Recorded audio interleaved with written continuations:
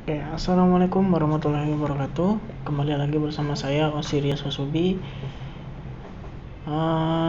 Kemarin kita sudah belajar tentang algoritma atau flowchart di latihan 1, 2, dan 3 ya.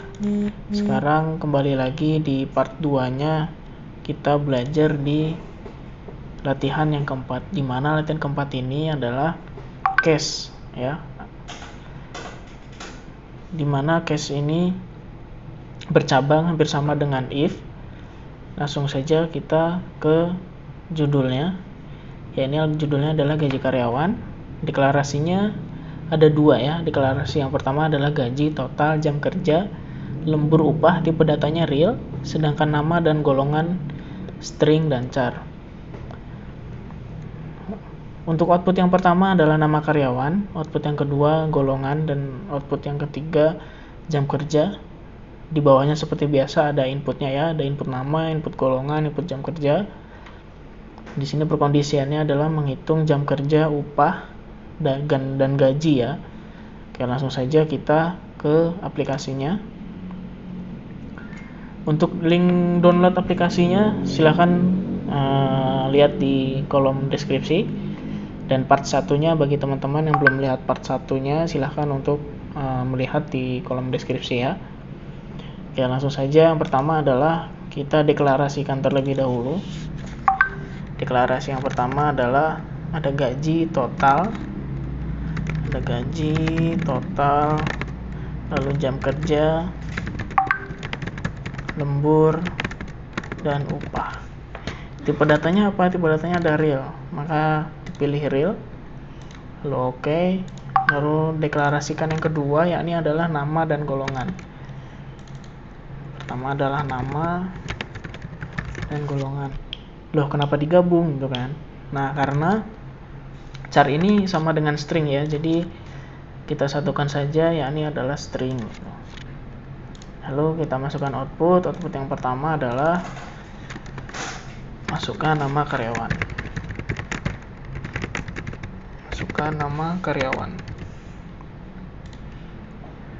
Yes. Maaf. Oh iya. Oke, menggunakan tanda kutip ya. Lalu input di sini adalah nama. Lalu output lagi, yakni masukkan golongan. Yes, maaf, jangan lupa ya untuk menggunakan tanda kutip. Masukkan golongan, lalu inputnya adalah golongan.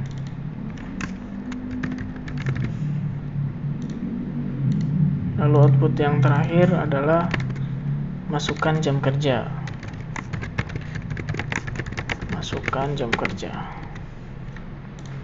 Oke, inputnya adalah jam kerja. Setelah itu adalah kita langsung ke perkondisiannya, di mana menggunakan if ya. Menggunakan if, kita ini terlebih dahulu, jika salah maka golongannya salah. Jadi kalau ini langsung output aja. Golongannya salah. Ya. Nah, jika benar, dia golongan perkondisiannya terlebih dahulu kita sebutkan, yakni golongan A.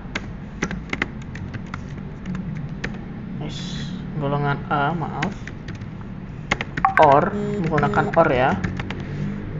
Golongan B, or lagi golongan C, or, dan golongan D. Nah, sudah ya.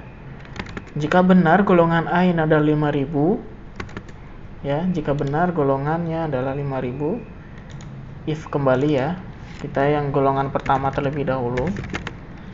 Golongan A. Jika benar dia mendapatkan upah, berarti variabelnya upah 5000 ya. 5000. Jika salah, dia masuk B, yakni 6000. Jika salah ya, menggunakan if kembali. Jika benar dia B, golongan B,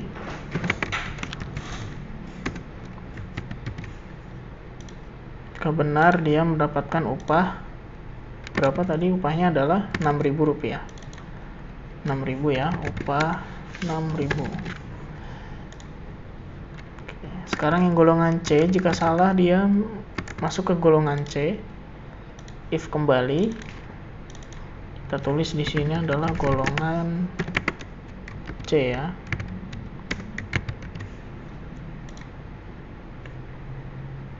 Golongan C, dimana jika benar dia mendapatkan upah Rp7.500. 7.500. Selain itu golongan D adalah 9.000. Mengapa dia tidak menggunakan if lagi? Karena golongan D yang terakhir itu. Karena golongan D terakhir, maka kita sebutkan saja di sini selain itu dia mendapatkan 9.000, ya, ini golongan D. Oke, jika sudah selesai, bagaimana jika sudah selesai? Ya kan? Kita if kembali di mana jam kerja, jika jam kerja lebih dari 150, maka dihitung lembur, ya. Maka dihitung lembur. Di sini if jam kerja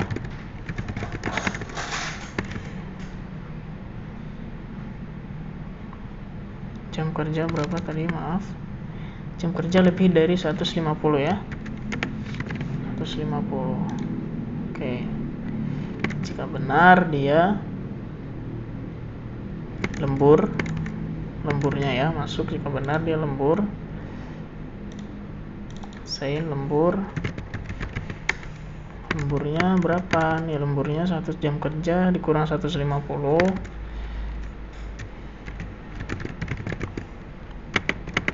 jam kerja dikurang 150 dikali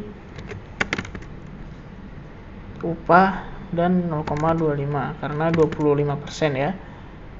Ini harusnya 25% adalah 0,25 harusnya. Upahnya upah dikali 0,25. Jangan menggunakan koma ya, ini menggunakan titik. Lalu ada lagi gaji 150 dikali upah, maka di sini gaji 150 dikali upah, seperti ini ya. Selain itu false, lembur 0, gaji jam kerja dikali upah. Di sini lembur adalah 0 dan gaji 150 dikali upah, betul ya. Oh maaf, jam kerja dikali upah, jam kerja dikali upah, betul ya. Nah setelah itu outputnya adalah gaji plus lembur, totalnya ya. Totalnya di sini gaji total gaji plus lembur, seperti ini ya. Maka outputnya adalah gaji yang diterima saudara, output gaji